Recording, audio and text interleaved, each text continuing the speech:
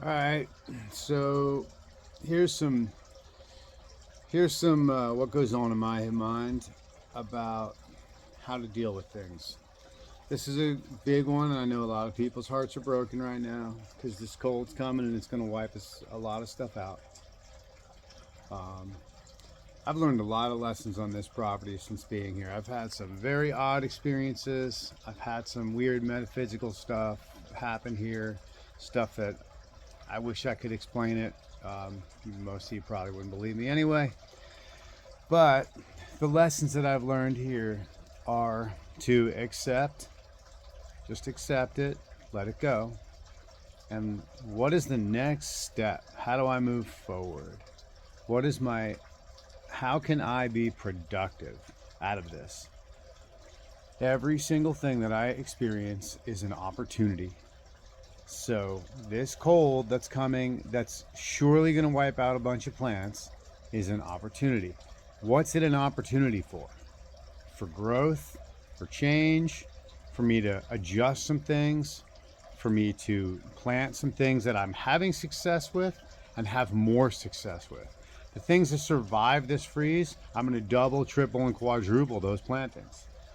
Um, I was hoping that I could grow these tropicals, and I've had a little success. I've fruited a few of them, but in the end, I'm not going to ever get big giant crops on them. It's just not going to happen because every 3 or 4 years we get smacked back and they freeze down, and that's what happens. Um, my Cecropia is 30 feet tall. It's going to freeze to the ground, but it's also going to come back from the ground.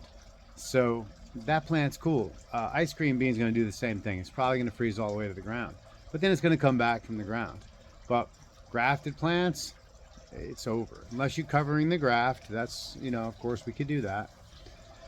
Pile mulch up around them, wrap the graft up real good so it's real tight so it just doesn't freeze all the way down to the bottom. But that's not even what this video is all about. This is about accept and move forward. What does well? What's going to do well here next week, the week after? What are we planting in the springtime to replace? Once we have waited it out and see that these trees are not coming back, what are we putting in their place? Stone fruits, all the stone fruits. We got peaches. We got a lot of different varieties of peaches. A buddy of mine actually just grafted a whole bunch of peaches. So I will have a ton of stock coming in the springtime. Nectarines, plums, all of those are great. They're completely cold hardy. They're going to laugh at this weather. They're even going to enjoy it. It's going to give them lots of chill hours, and they're going to fruit fine. So all the stone fruits are great to go after. Just make sure you're getting your chill hour requirement. Now this year we're getting a lot of chill hours, but this is not a common year. Usually around 300 chill hours is what we're looking at. So try and find peaches, plums, nectarines that will hold chill hours around 300 or less. 100, 150 are common. Florida Prince has been really good. Tropic Beauty, Tropic Sweet, Tropic Snow, which honestly I have not had a lot of success with the Tropic Snow. Tropic Prince, there's a whole list of them. There's a bunch of UF varieties, UF1, and some others that I'll be getting my hands on. Florida Grand has been really well for us. Scarlet Beauty is the plum so far that I've had success with. I'm working on Methylee, and so far it hasn't flowered. Sunracer Nectarine, Sun Mist Nectarine, those have been champions, grapefruits. So let's think about putting stone fruits in. They're very, very good production. Loquats. Loquats are cold hardy. You're not going to touch them here. There's lots of different varieties of loquats. They also grow well from seed. They'll fruit from seed. You get to name them if you grow them from seed. That's pretty fun. But loquats are great. There's lots of good varieties. I have fruit on my peluche right now. Peluche is supposed to be the big giant fruit like that. I'm just waiting to see the fruits get to full size. I have already grafted a few of them, so I will have those available once I see the fruit. Then I've got Champagne is a fantastic variety. Yehuda, Christmas, Sherry, Oliver, a whole bunch of different varieties of loquats. Great varieties of loquats. Then Cattleya guava, lemon Cattleya guava, strawberry guava. Those are great. They're cold hardy. They're solid. Finger limes have proven to be very cold hardy. They've seen some really low temperatures here and never even dropped a leaf. Cherry of the Rio Grande is going to be a champion through this.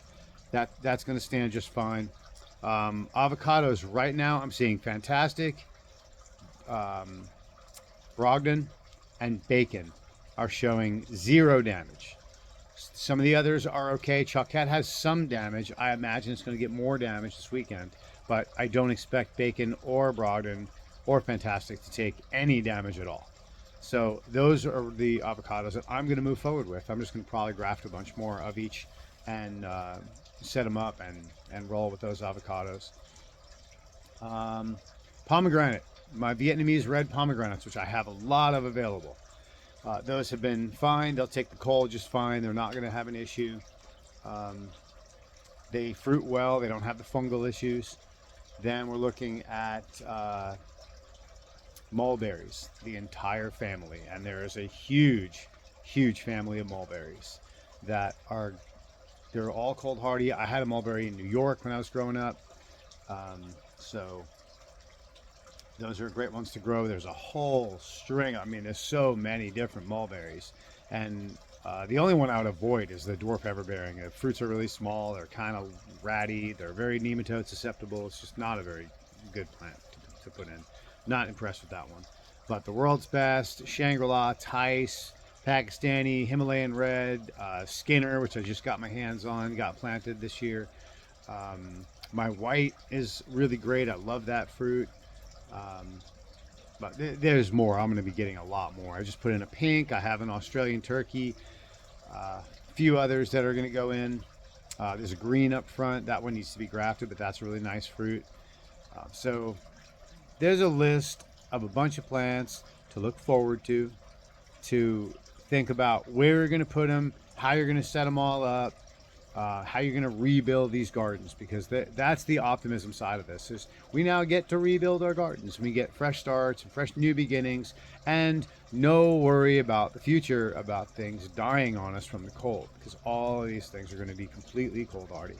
So I've got a bunch of areas on this place, and we've frozen a few times already. We've had 30 degrees like every night for a week almost. So my place is pretty brown. So we're just going to wait it out and let things die off, and we'll let them bounce back in the spring, and whatever comes back that we decide to keep, we'll do it. If not, off with their heads, dig them out of the ground. I'm going to flatten the ground in a big area. That whole area up front where all those mangoes and all that, I'm sure that lychee's going to die. So all that stuff's coming out. Just done with it. I've had enough. 12 years we've been messing with tropicals, and I've had enough. So whatever's in the greenhouse is going to be in the greenhouse. And if it's not in the greenhouse, it's not going to be a tropical. It's time to go for some serious production. And no more experimenting. But remember, it's okay. It's okay. The money is already spent. You were good with spending it. It's gone. Be okay with it. Just let it go. Say okay. It's an opportunity. What's next? How do I move forward? Just try and stay on that. Don't dwell on the dead plants. You're going to just sit there like a dead plant, crispy, crunchy, and pissed off. Just how do we move forward? What's next? So I'm going to dig a few more trees out today, pot them up, put them in the greenhouse, and I just grabbed some tarps to cover my Java de Cava collection. I'm not putting them in the greenhouse. I think they'll be okay, but I am going to cover them with a tarp and put a heat lamp inside. I have a pretty extensive, large collection, and I do need them to stay okay because they produce me a lot of seed and they keep the nursery stocked. I do like Java de Cavas for cold hardies. They've proven really well. They've done really, really well. I do want to have one in the ground, way out back in the coldest area. She's 6 feet tall or so, and that's going to be a good test. Just a Sabra, so if it dies, it's not a big loss. She's been in there a long time since she was really small, so it's not like a monetary loss or anything. It's just a plant we put in the ground. So we'll see how she does back there, and that'll be good, and a good tell of how tough she is. But is what it is, and I'm not gonna be upset. So, Cat Chapman, there's your list of plants you asked me for. So, all right, guys, I'm gonna go to work, and we'll see you on the other side. I'm sure I'll keep making videos all weekend because why not? It's fun. All right, guys, later.